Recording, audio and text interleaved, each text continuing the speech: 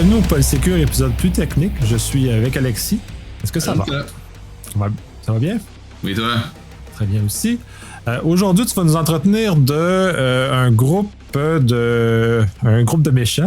Un groupe de méchants. Un groupe de méchants. TA444, qui est un groupe nord-coréen, justement, qui existe déjà depuis un certain temps, qui a fait certains coups très médiatisés. Je vais te laisser en parler davantage, et justement, qui continue à être vivant et qui en continue encore à faire des choses jusqu'à nos jours. Fait que je vais te laisser commencer. Ouais, fait que TA444, c'est le nom du groupe que Proofpoint a donné à un groupe d'attaquants qui est attribué directement là, au gouvernement nord-coréen. Cette attribution-là, c'est pas moi ou c'est pas l'industrie privée qui le fait, c'est carrément le département de la justice américaine là, qui a fait le lien. Il y a des noms, il y a des faces derrière ce groupe-là. Il est aussi connu sous les noms de APT38, Blue Norof, Black Alicanto, etc., etc. Il doit y avoir comme 5-6 alias. Peu importe, c'est tout le même groupe dont on parle. Puis c'est un groupe que moi je trouve vraiment, vraiment intéressant. Pour mon équipe et moi, on traque des groupes d'APT là, à journée longue. Puis ce groupe-là nord-coréen, il a comme particularité qu'il fait pas de cyberespionnage, il fait pas de vol de propriété intellectuelle. Son seul focus, c'est voler de l'argent ou de la valeur pour le régime nord-coréen. C'est un peu une espèce d'exception parce que d'habitude, la grande majorité des groupes d'APT qui font des attaques ciblées, là, ils essaient de trouver de l'information, pas de l'argent. Donc, ça on met la baseline, là, TA444, ils sont après l'argent, puis ils sont derrière un des gros coups, un des premiers gros vols qui a été médiatisé en 2016. Je sais pas si tu te souviens ou si quelqu'un se souvient de cet événement-là. La Banque centrale du Bangladesh a été visée par une attaque. Et puis, je te raconte l'histoire parce que je trouve ça fascinant, puis ça montre à quel point ce groupe-là a évolué puis continue de faire son travail, là. Ils ont attaqué la banque du Bangladesh en obtenant les credentials, donc le login, le mot de passe d'un responsable de la banque qui avait accès à la console de transfert de fonds internationaux sur la plateforme SWIFT. Et ils ont donc pris le contrôle du terminal puis ont commencé à faire des transferts de fonds pour voir si ça marchait, puisqu'ils connaissaient pas nécessairement s'il y a des limitations au niveau des montants, des destinations. Fait qu'ils ont fait 4 premiers transferts qui ont fonctionné vers des comptes qui étaient sous leur contrôle à l'étranger. Donc, ils ont réussi à voler un maigre 80 millions de dollars de cette façon-là. J'ai bien ça, un maigre. Ouais. Mais ils ont quand même réussi. C'est quand même intéressant d'avoir testé parce que justement, dans ce contexte-là, ils ont été très prudents, ils ont mesuré, ils ont fait du recon un peu, là. Ouais. Exactement. Puis ils ont dû se douter qu'il n'allait pas avoir l'accès à un accès éternel sur ce terminal-là. Fait qu'une fois qu'ils ont fait leur test, puis ça a fonctionné, ils sont allés pour la totale et ils ont programmé d'autres virements qui totalisaient 1 milliard de dollars. OK? Et le premier de ces virements-là, dans la banque destinataire, ils ont fait une coquille. Donc, au lieu il y avait le mot foundation dans le nom là, le nom du propriétaire du compte qui allait recevoir les fonds. Au lieu de marquer foundation, ils ont marqué fandation. Et ça a fait que la banque qui devait recevoir les fonds et traiter le transfert a fait ça marche pas. On va appeler la banque, voir s'il y a une coquille, s'ils veulent corriger ça. Et c'est là que toute la séquence de transfert qui allait avoir lieu dans les heures qui allaient suivre a été découverte. Donc, ils ont failli voler 1 milliard de dollars. Ils ont échoué à cause d'une coquille. C'est vraiment fantastique. Oui, c'est juste un élément très banal. Et là, puis ça met en lumière l'importance des contrôles humains sur ce genre de choses-là, parce que là, c'est un contrôle humain qui a réussi à intercepter, qui a fait échouer l'ensemble de la manœuvre. Mais justement, tout ça est très important. Puis d'ailleurs, c'est faire une petite analogie, la fraude du président est un peu dans la même lignée. Donc, justement, l'espèce de contrôle humain demeure important pour attraper ce genre de choses-là. Mais c'est le all-in 1 milliard, c'est quand même... Wow! Si ça avait marché, c'est vraiment un cas de, tu sais, on essaie le tout pour le tout. Si ça marche, super. Sinon, on aurait eu notre petit 80 millions. Fait que ça fait quoi? C'est en 2016. Ça fait quoi? 7 ans de ça. Le groupe n'a pas arrêté. Puis il continue à faire des coups fumants. Juste l'an dernier, en 2002, ils sont suspectés d'avoir volé de la crypto à Ronin Network pour une valeur de plus de 500 millions de dollars US. Fait que tu sais, c'est des gros sous, hein. C'est vraiment des gros sous. Et ils ciblent, évidemment, leur cible constante, là, ils vont beaucoup par du courriel d'hameçonnage, là. Ils vont cibler tout ce qui a de l'argent. Les banques, la fintech, toutes les nouvelles entreprises, toutes les organisations qui manœuvrent la crypto-monnaie, c'est leur cible de choix. Donc, c'est pour ça, chez Proofpoint, mon équipe, on traque les activités de ce groupe-là avec attention parce qu'entre autres, on a des clients dans ces domaines-là. Puis aussi, ils utilisent le courriel de façon très, très agressive. Ils vont envoyer des beaux courriels d'hameçonnage quand même très bien fait. Ils ont de l'habitude de ça.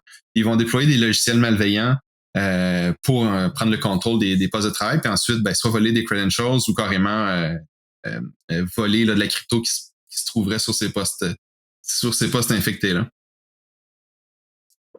C'est très intéressant, qu'ils ont un marché très défini, mais c'est ça, en même temps, comme tu dis, ils sont hors norme au sens où ils s'attaquent qu'au milieu financier, mais clairement, c'est vraiment la cible, puis les autres, c'est vraiment pour renflouer clairement les coffres de l'État. Il n'y a pas d'autre manœuvre. Puis c'est intéressant qu'ils n'utilisent pas l'approche des rançons logicielles, c'est-à-dire de faire du chantage pour obtenir de l'argent. Les autres, ils vont vraiment, encore là, une fois, all-in, on va aller chercher où l'argent est situé, puis tant pis pour le restant. Là. C'est vraiment... puis j'ai aimé ton expérience, c'est comme YOLO, go, on y va. Là. Ouais, c'est ça. Écoute, ils vont avec leur expertise. Ils se badrent pas justement de faire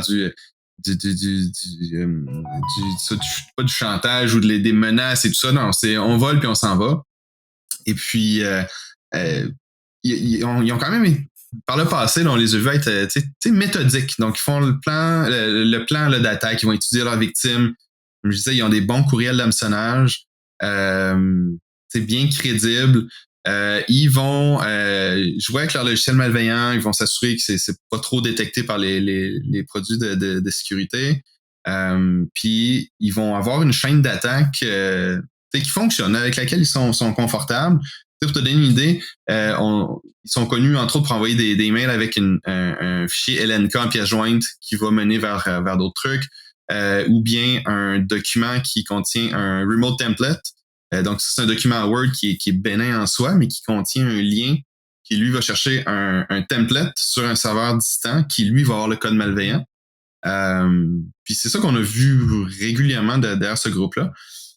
Puis là, parlant de YOLO, on a vu une campagne ou de l'activité de TA444 à la fin de 2022. On a sorti une analyse il y a quelques mois là, qui détaille tout ça. Là. Mais dans le fond, ils ont complètement... Ils sont comme virés capot, là. Au lieu d'être précis, méthodiques, puis avoir une chaîne d'attaque disons, éprouvée, ils ont fait l'inverse. Ils se sont mis à envoyer des courriels comme s'il n'y avait pas de lendemain, puis à peu près tous les 2 jours, ils changeaient. Soit qu'ils ils mettaient des fichiers MSI, ils mettaient en pièce jointe des images VHD, là, des Virtual Hard Drive, qui c'est comme une espèce de container vers d'autres fichiers. Puis c'était là-dedans que se trouvait le code malveillant. Des ISO pour bypasser la mark of the web. Donc, il y a une espèce de marque que si un exécutable a été téléchargé, Windows va te donner un prompt spécial. On a vu du HTML compilé. C'était vraiment quasiment du n'importe quoi. À tel point qu'on se demandait si c'était vraiment TA444 parce que ça clashait tellement avec ce qu'on connaissait de ce groupe-là qui était méthodique et bien posé, si on veut. Ça ressemblait un peu à de l'improvisation, si on peut dire ça. Mais, de ce côté-là, puis c'est la question qui suit, est-ce que c'est parce qu'il y a eu un changement de garde au niveau d'eux autres? Est-ce que puis un peu ce que tu me mentionnais, je vois, c'est qu'ils utilisent le même genre d'outillage, mais ils ont changé l'approche ou leur opération. C'est comme si les opérateurs n'étaient plus les mêmes. T'as raison, c'est une bonne observation. En fait, une de nos hypothèses, c'est soit qu'ils ont changé le personnel. Donc, c'est les mêmes outils. C'est pour ça que nous, on lit, juste une petite parenthèse, quand on dit une attaque a été lancée par un groupe X, c'est qu'on est capable de faire des rapprochements entre des éléments communs entre les deux événements. Puis ça, on pourra en parler de l'attribution un petit peu plus tard si tu veux, mais dans le fond, c'est que on va traquer des éléments techniques communs qu'on peut attribuer à ce groupe-là. Donc, dans ce cas-ci, c'était les mêmes logiciels malveillants. Donc, ça se pourrait qu'ils aient changé leur staff, mais qu'ils réutilisent les mêmes outils. Une autre hypothèse qu'on a, évidemment, on ne pourra pas le vérifier, malheureusement, mais l'autre hypothèse qu'on a, c'est que c'est le même monde qui, de jour, travaille pour leur employeur, mais qui, de soir, réutiliserait leur laptop de job pour faire des petites activités on the side, puis que là, ils peuvent juste décider de faire leur truc, tu sais, go, on fait un peu n'importe quoi, parce qu'on n'a pas besoin de se fier au cadre habituel que notre employeur nous dicte dans notre 9 à 5 nord-coréen. Fait que, on le sait pas, on le saura pas, mais c'est clairement différent, puis c'est intriguant. Quand on voit ces changements-là, ça met une petite étincelle dans notre travail. Ouais, ben c'est ça. L'hypothèse est très intéressante, effectivement, que des gens, puis ça se voit régulièrement, les gens qui veulent profiter dans ces groupes-là, il y en a toujours un moment donné qui veulent ramasser l'argent pour eux-mêmes, pour améliorer leur propre sort ou se sortir de leur situation qu'on pourrait considérer misérable. Oui, mais c'est très intriguant dans un régime totalitaire comme celui-là aussi en même temps, mais tout ça est très intéressant comme regard sur comment ils opérationnalisent leurs choses ou comment les choses se passent. Puis ça a déjà été soupçonné là, ce genre de déviation-là ou d'utiliser l'infrastructure de job pour faire un petit sideline. Là, fait que ça serait pas complètement inédit. Puis un autre élément qui nous pousse en tout cas, qui nous pousse à penser que c'est peut-être ça qui se passe, c'est les cibles de cette campagne-là que j'ai parlé qui était vraiment du n'importe quoi. C'était aussi des cibles différentes. On a vu des gens dans le domaine de l'éducation, dans le secteur gouvernemental. Il n'y a pas d'argent à voler au gouvernement, là. Fait que le domaine de la santé aussi. Donc, c'est vraiment particulier pour ça. Ils ont Ah oui, il y avait des coquilles. Il y a des typos aussi dans leur courriel. C'était pas habituel. La qualité était pas là. Elle était pas au rendez-vous du tout. Ouais, ben c'est effectivement une belle hypothèse de vérifier. Que ce soit des gens qui ont fait ça sur le site qui sont probablement moins habitués ou il y a pas la personne qui fait la correction dans la langue dans laquelle il est envoyé n'était peut-être pas présente à ce moment-là. Ils ont improvisé quelque chose avec un peu du genre Google Translate puis vite ça slide. Là. Écoute, si seulement ils avaient utilisé Google Translate, ça aurait déjà été mieux. Attends qu'ils découvrent ChatGPT, ils vont te faire de quoi de pas mal mieux. Mais pour vrai, c'est ça. C'était vraiment une espèce d'outlier. Une autre anecdote sur ça, à quel point c'était différent. Je reviens sur le fait que TA444, d'habitude, ils sont posés, ils vont préparer leur courriel, puis ils vont les envoyer à quelques cibles à la fois. Là, juste en l'espace de quelques semaines, la quantité totale de messages qu'on a vu passer qui visaient nos clients, juste dans ces quelques semaines-là, a plus que doublé tout ce qu'on avait vu depuis toute l'année 2022. Et tu sais, la quantité de messages était vraiment, vraiment effarante. Là. Je te dis, il y a vraiment un moment où on s'est dit, qu'est-ce qui se passe? Y a-t-il un nouveau groupe d'acteurs qui se fait passer pour eux, mais qui fait... c'est-tu un false flag, finalement? Qui utiliserait des éléments communs des attaques connues de ce groupe-là pour brouiller les cartes, là, mais finalement, on est pas mal certain que c'est juste TA444 qui fait un peu n'importe quoi.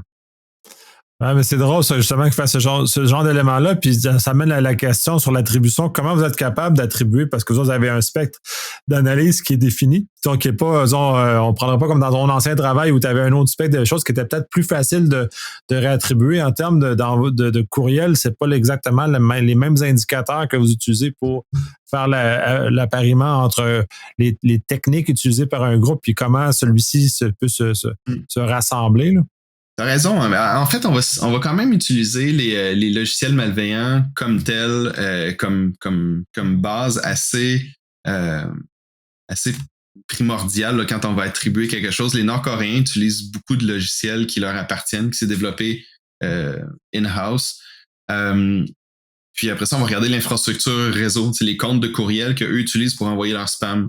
L'infrastructure, là, qui ont des fois, ils ont leur propre infrastructure, des fois, c'est de l'infrastructure compromise. On est capable de faire des liens.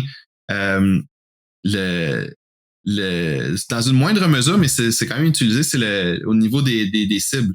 Le targeting, comme je disais, eux, d'habitude, là, ils s'intéressent uniquement au domaine de la finance, la fintech, la crypto. dans les groupes d'attaque ciblés, il n'y en a pas tant que ça qui ciblent que ça. Fait que c'est un petit indicateur que ça fait ce groupe-là. Puis, ce qui est cool dans mon travail, vu qu'on voit beaucoup d'emails passer, c'est que on peut vraiment voir au niveau du ciblage qui a été ciblé. On en bloque beaucoup. C'est ça qui est particulier, c'est que nous, on voit l'attaque arriver par courriel, puis on la bloque bien souvent. Fait que ça se rend même pas au endpoint, où est-ce que là, c'est des collègues comme mes anciens collègues, la gang de chez i7 ou les autres gens qui sont sur le endpoint, eux vont voir l'attaque arriver sur le poste de travail, mais ils en voient juste une toute petite partie parce que les filtres de courriel en amont vont en bloquer une grande partie. Fait qu'on a une super bonne visibilité sur la victimologie et sur l'infrastructure de messagerie qui est utilisée pour envoyer leur truc. Donc, c'est une perspective vraiment intéressante, vraiment différente. Je suis bien content de vivre ces temps-ci. Oui, ben dans le fond, vous voyez, si vous basez beaucoup la signature de la structure d'envoi, qu'est-ce que c'est fait et ces éléments-là. Puis d'ailleurs, parenthèse, parce que j'ai fait beaucoup de réponses à incidents, puis un des éléments qu'on faisait généralement, c'est qu'on suggérait de bloquer le plus en amont possible. Et le plus en amont possible, c'était les courriels. Fait que quand le payload atteignait le poste, pour nous, c'était la dernière ligne de défense et c'est très dangereux parce que si la dernière ligne de défense échoue, ben là, on est foutu. Fait que si on est capable d'en arrêter le plus possible en amont, puis c'est un des éléments sur lesquels on avait mis beaucoup d'énergie pour justement repousser le plus loin possible. Mais en même temps, c'est ça, c'est toute l'efficacité de ces contrôles-là, de ce volume-là, j'imagine qu'il doit justement favoriser votre analyse et votre capacité de faire de l'attribution. Là. Ouais. Puis là, on voit les attaquants aussi shifter un petit peu... ou disons, modifier leur approche.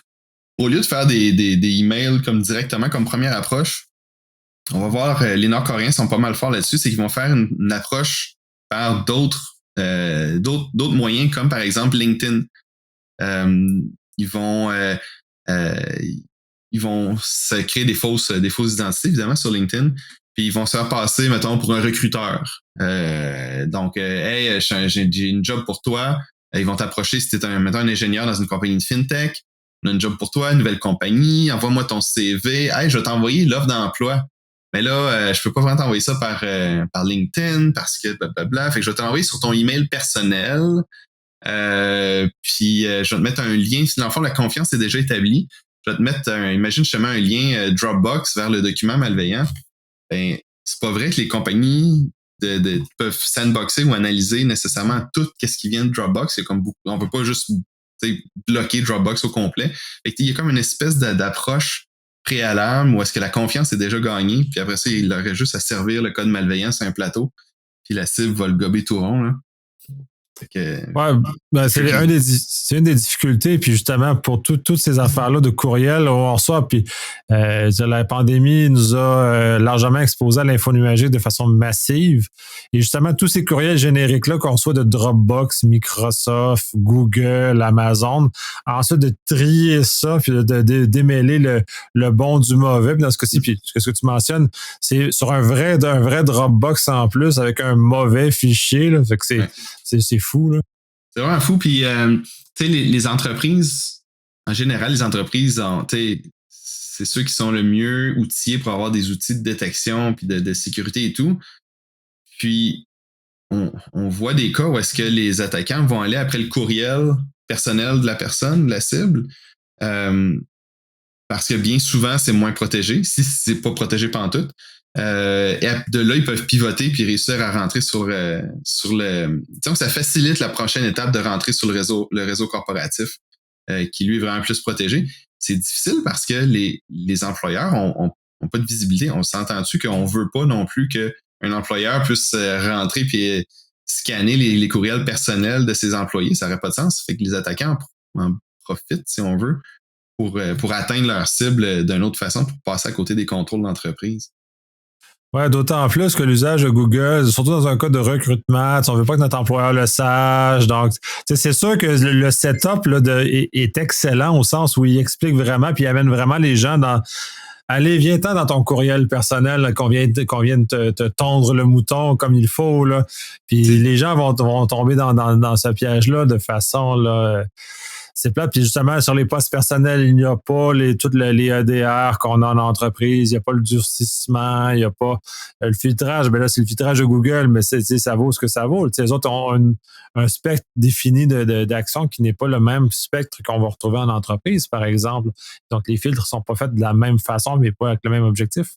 Les filtres sont pas faits de la même façon, puis la visibilité non plus. Tu sais, quand tu es un admin d'entreprise, un admin responsable de la sécurité, tu sais, si tu as des alertes, puis tu as une détection d'un courriel qui vient des Nord-Coréens vers un de tes employés, tu sais, tu peux prendre des mesures, tu peux appeler l'employé, tu dis hey, qu'est-ce qui se passe et tout, mais si c'est filtré par un fournisseur comme Google, tu sais, un Gmail gratuit, ben, il n'y a pas cette connexion-là. L'employeur ne peut pas appeler Google et dire hey, qu'est-ce qui se passe dans la boîte de mon employé. Il n'y a pas cette rétroaction-là non plus. C'est super important. Dans le fond, j'en fais personnellement des notifications à nos clients tous les jours qu'on ait bloqué ou pas le courriel malveillant. On informe quand même le client que son organisation a été prise pour cible par un groupe d'APT. C'est important de le savoir, même si l'attaque a échoué aujourd'hui. Il faut que le client sache que ce groupe-là, qui a ces motivations-là et qui opère de cette façon-là, l'a pris pour cible. Tu sais, le P dans persistant, le P dans PT, plutôt, c'est persistant. Hein? Il va revenir. Si ça n'a pas marché aujourd'hui, il y a des bonnes chances qu'il revienne la semaine prochaine ou l'autre d'après ou le mois d'après. Tu sais, il y a un mandat derrière ces attaques-là. Ils ne laissent pas tomber facilement. Ben, surtout des acteurs étatiques comme celui-là, ben, le côté persistant, effectivement. Puis c'est ça. Puis je trouve ça très intéressant que vous fassiez cet avertissement-là parce que la plupart des services ne donnent pas justement le threat intel associé avec le blocage. Donc, on n'est pas capable comme organisation, comme SOC, de savoir si on est ciblé. Fait que c'est sûr que si on est ciblé, on va changer le regard qu'on va avoir sur les choses parce qu'on va regarder le filtrage web, on va regarder les DR différemment, on va regarder des choses, puis on va avoir des éléments qui tout d'un coup commencent à parler sur des command and control coréens, nord-coréens. Là, on va être un peu plus à l'affût que si on n'a aucune attaque qui est en cours là, aussi, là, puis c'est peut-être juste du bruit de fond. Là. Oui, exactement. Puis, on entend beaucoup dire le plus important, c'est d'établir ton profil de risque comme entreprise pour savoir où mettre, où investir, puis quoi regarder. Ton profil de risque, là, moi, je trouve ça difficile à concevoir que tu peux faire ça de façon vraiment complète et ça couvre tout. Ça battra pas une notification concrète que j'ai vu ton organisation être ciblée par ce groupe-là.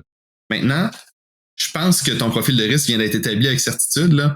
Tu es à risque de te faire attaquer par ce groupe-là. Puis voici pourquoi. Voici les autres cibles typiques. Toi, tu es dans le domaine de l'aéronautique, mettons. Ben, nous, on a vu ce groupe-là attaquer 10 autres entreprises dans ton secteur. Pas plus tard que le mois passé. Puis voici comment ils s'y prennent. Ils partent par une approche LinkedIn. Faut que tu fasses la sensibilisation à tes employés, dire en passant, en ce moment, on est ciblé. Si vous voyez des contacts sur LinkedIn, il y a des bonnes chances que ce soit ça. Voici la procédure à suivre. Contactez notre équipe de sécurité. Acceptez pas de pièces jointes, acceptez pas de fichiers. Ça passe tellement tout le temps par l'humain. Fait qu'à un moment donné, il y a comme une limite au conseil puis à l'awareness qu'on veut demander de nos employés si c'est pas précis et ciblé. Là. Quand on a de l'information précise, ça vaut de l'or. Là. Effectivement, de toute façon, si on me ciblait puis je ne savais pas, c'est sûr qu'ils vont réussir parce que ils vont effectivement tomber exactement dans le bon mindset exactement pour m'avoir parce qu'ils vont m'avoir étudié avant, ils vont voir ce que je fais, ils vont envoyer un courriel qui est pile poil sur le genre de choses dans lequel je travaille normalement ou qui est crédible moindrement. Puis c'est sûr que là, mes défenses ont baissé puis j'ai beaucoup plus de chances de tomber dedans. Puis on est tous dans cet état-là. Même si on est des experts en cyber, sont très bons là, les gens là, ces gens-là. Là. Tout à fait. C'est l'ingénierie sociale. C'est ça qui drive les attaques. Oui, on entend des vulnérabilités à être exploitées et tout ça. Je te le dis, c'est la minorité des attaques qui réussissent, qui passent par une vulnérabilité logicielle comme vecteur primaire là, de l'attaque. La grande majorité, c'est pas, l'attaquant réussit à tromper un humain à faire une action, prendre une action qui mène à une compromission ou un vol de données. C'est là que faut que tu combines. Écoute, c'est rien de nouveau. Je pense que ça doit faire 10 ans, je répète la même chose. Mais tu sais, comment on peut lever la barre? Pourquoi c'est si facile? Pourquoi ça marche autant, les Moses d'attaque? Il faut continuer à former le staff. Il y a tellement de monde qui sont pas dans le domaine de l'informatique. Pour eux, c'est un outil. Ta voiture, là, tu sais comment le moteur marche? Y a-tu quelqu'un qui essaie de te convaincre de peser sur une séquence de Python dans ton char qui va faire que ton moteur va briquer puis tu vas te faire demander une rançon? On ne demande pas ça à personne dans aucun autre domaine sauf en informatique, à des non-experts de faire attention à ce qu'ils font avec l'outil. Fait qu'on n'a pas le choix, il faut continuer à les former puis à partager l'information. Puis combine ça avec des bons outils technologiques pour minimiser ce qui se rend à ces gens-là. Puis après ça, c'est de détecter le plus tôt possible s'il y a eu compromission. Ben, c'est ça. C'est notre réalité. Oui, puis moi, je vais justement parce qu'il faut ramener l'humain au centre de tout ça, parce que c'est l'humain qui est exploité. Puis par rapport à ce que je vois en général, même si la sensibilisation, ça a ses limites, j'aime l'approche que vous avez. Vous êtes sous attaque. Là, on n'a pas le même regard, on apporte des éléments concrets. Puis c'est probablement ça en général qui manque, les éléments concrets qui nous permettent justement de rattacher. Là, les Coréens sont en train de nous attaquer. Vous allez probablement recevoir des requêtes sur LinkedIn et probablement qu'ils vont utiliser ça. Fait que là, c'est vraiment un chemin d'attaque clair. Là, les gens vont vraiment être vigilants puis vont être sensibles à ça parce qu'on est très, très précis que juste des campagnes de sensibilisation, vous allez peut-être être attaqué, vous allez peut-être se passer quelque chose comme ça. Ça, c'est un. Puis en plus, il faut que la technologie vienne servir. Puis encore là, j'aime beaucoup l'approche que vous utilisez d'avertir parce qu'on donne des signaux clairs aux clients et à terme aux utilisateurs parce qu'il faut que ça serve, faut que cette technologie soit un aide à la décision pour que les gens ne cliquent pas, vont être moins vigilants. Puis j'ai commencé à avoir des études où ils sont en train d'évaluer, faire des études sur le moment de la journée que les URL malveillants sont cliqués. C'est-tu plus le matin? Est-ce que c'est plus le soir? C'est généralement plus le soir parce qu'on est plus fatigué, on est moins vigilant le soir. Donc, d'amener justement une compréhension de l'humain dans ce processus-là et d'utiliser la technologie pour aider l'humain et non de l'humain est pas bon puis qu'on s'en fout puis on fait autrement. Exact. Écoute, je suis 100% d'accord avec tout ça. On a encore du pain sur la planche en tant que spécialiste dans le domaine. Il y a beaucoup de monde qui ne demande qu'en apprendre plus. À nous à le faire de la bonne façon puis rendre ça plus difficile pour les attaquants de réussir. Au bout du compte, c'est ça. Si tu veux que si les attaques deviennent plus longues, plus difficiles, plus fastidieuses pour qu'elles réussissent, ça hausse le coût de réaliser une attaque. Donc, c'est ça qu'on veut au final, que ça devienne très difficile de réussir. Pour limiter les choses, revenons au groupe en question qui a initié la conversation. Dans ce cas-ci, là, vous avez un cas spécifique. Est-ce que vous avez vu ça en parallèle des activités plus normales du groupe où ils ont vraiment juste, pendant un certain temps, dit YOLO, nous, on y va comme ça, puis tout coup, pouf, on revient plus tard, ou les deux se font encore en parallèle? C'est une bonne question. Faudrait que je regarde dans le dernier mois l'activité, dans le moment où est-ce que ça a eu lieu. Là, c'était vraiment à la toute fin de 2022. C'était la seule activité. En fait, il avait même pris une petite pause là. Je dis ça, mais on a eu une période où on avait ou pas de visibilité sur leur activité dans nos données à nous. Donc, ça veut dire qu'ils s'attaquaient peut-être à d'autres gens, mais ils s'attaquaient pas à nos clients. Et puis là, ça c'est arrivé un peu par surprise de nulle part. Puis ça l'a terminé aussi assez rapidement. Puis on les a pas revus faire ce genre d'espèce de campagne aberrante comme ça. Mais certaines des nouvelles chaînes d'attaque qui ont mis sur pied, là, on les a vus utiliser de façon plus posée, là, à plus petite échelle. Donc, je pense qu'ils ont peut-être appris le Greg, l'analyste qui dans mon équipe, qui travaille sur la Corée du Nord, il dit on peut quasiment imaginer que c'était un hackathon là, d'une semaine, puis qu'après ça, ils ont tiré des leçons de ça, puis ils ont dit on va intégrer ce qui a bien marché dans notre playbook régulier pour le futur. Oui, c'est une belle façon de l'imager. C'est un peu l'idée que j'avais. On peut-être juste, on teste des affaires, nos outils commencent à atteindre leurs limites. On fait un test, on remet tout au jeu, puis ensuite on voit qu'est-ce qui en sort, puis qu'est-ce qui est plus probable par la suite. Encore là, c'est comme ils ne sont pas cachés zéro. C'est ça qui est drôle dans tout ça, là. Et c'est quand même étonnant à quel point il y a beaucoup de groupes d'APT qui se cachent pas vraiment, ou enfin qui rendent pas l'attribution si difficile que ça. Il y a tellement beaucoup de groupes qu'on est capable de suivre depuis comme 10 ans passés. Là. Ça veut dire qu'ils n'ont jamais fait de reset, de genre on tue toute notre infra, on retool, on se refait des nouveaux outils, des nouveaux logiciels malveillants from scratch. On coupe le pont finalement. Là. C'est très dispendieux de faire ça. Là. Fait que, il faut vraiment avoir des éléments particuliers. On en avait parlé pour ce qui était se passé en Ukraine, entre autres. Puis justement, il y a eu une attaque sophistiquée qui a amené à rien, une attaque non sophistiquée qui a amené à un succès. Donc, à ce moment-là, c'est ce genre d'interrogation-là. Puis j'imagine qu'ils doivent s'observer entre eux autres. Donc, ils doivent apprendre des autres groupes. Mais c'est cette capacité, je pense, à agir impunément. C'est probablement là la source de toute leur façon, surtout encore en Corée du Nord, où ils s'en foutent littéralement de ce qu'ils font, puis parce qu'ils ne seront jamais achalés par personne, d'aucune façon. Surtout dans un pays qui a déjà des sanctions économiques très, très, très, très importantes. Ça ne peut pas être pire que qu'est-ce que c'est là. Donc, dans ce cas-là, il ne se passera rien de plus que qu'est-ce qu'ils vivent, là. Ah ben t'as raison. En fait, ça a ça de particulier, les attaques lancées par des pays, c'est que tu peux pas envoyer la police normale après ce monde-là. Je veux dire, c'est pas des bandits recherchés, c'est des employés de l'État. Fait que ça se gère d'une façon différente, politique. Quand le département de la justice américain a sorti ce qu'on appelle un indictment, là, dans le fond, on peut appeler ça une accusation ou un acte où est-ce qu'il identifie des gens qui sont suspectés de faire partie d'un groupe qui a lancé des cyberattaques. On s'entend qu'ils n'iront pas les chercher là-bas. C'est plus pour envoyer un message. On sait qui vous êtes. Sacrez-nous une petite patience. Là. Vous poussez, mais poussez égal. Ça a aussi de bon que tout d'un coup que ces gens-là décideraient de voyager avec leur vrai nom, avec leur vrai papier. Là, ils vont se faire ramasser.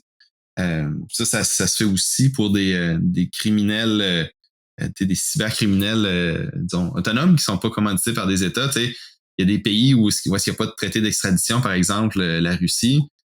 Il y a quand même une valeur à mettre en accusation un Russe, même si tu sais que tu peux pas l'extrader, parce que tu sais que s'il quitte le pays puis il rentre dans un pays ami avec son vrai passeport, il se fait ramasser à la frontière. Fait qu'il y a quand même certaines choses qu'on peut faire, là, mais dans le cas de la Corée du Nord, je pense que les voyages sont assez limités comme ça pour leur population. Puis c'est vraiment, vraiment, vraiment des agissements en toute impunité. C'est assez particulier. Fait qu'on va continuer à les voir. Est-ce qu'il y a d'autres éléments là-dessus qu'on n'a pas abordé, que tu aimerais aborder, ou on a tout couvert? Écoute, on a couvert l'essentiel, je pense, mais une chose que je peux te promettre, là, c'est qu'on n'a pas fini d'entendre parler d'eux autres. Si ça se trouve, d'ici la fin de l'année, on va avoir du nouveau, puis je pourrais venir vous faire un petit bilan là, de ce que c'est pas juste TA444, il y a d'autres groupes nord-coréens, il y en a plusieurs. On est en ce moment, là, je te dis, ma semaine, là, c'était travailler, d'essayer de mettre de l'ordre dans l'attribution entre les groupes nord-coréens. Et s'il y a un moment où ça a été flou, c'est bien là. Il y a du recoupage, il y a des outils partagés, il y a du code partagé. C'est vraiment un cluster F, comme on dit. Puis, donc, c'est sûr qu'on va continuer d'entendre parler. Les Nord-Coréens sont une des régions les plus actives qu'on suit avec grand intérêt. Merci beaucoup, ça a été très plaisant, très instructif. J'ai très hâte de voir la suite. Malheureusement, il va y avoir une suite. Malheureusement. J'ai très hâte aussi de la voir parce que il reste vraiment qu'il y a beaucoup de curiosité. Merci beaucoup. Avec plaisir.